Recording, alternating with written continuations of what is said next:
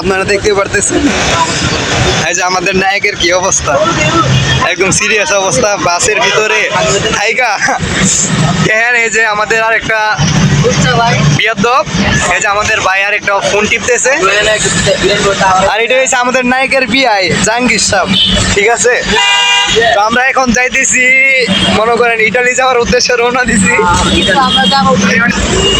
আমাদের হেলভার ভাই ভাই আমাদেরকে সাহায্য করতেছে ইটালি যাওয়ার জন্য। তো আমরা এখন ইটালি চলে যাব। এই যে আমগোর জাহাঙ্গীর সাহেব মনে সুখে গান গাইতেছে। এই যে একটা পার দেখেন, অনেক সুন্দর জায়গাটা,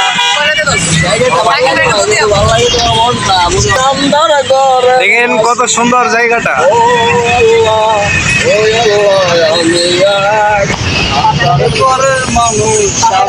অনেক সুন্দর।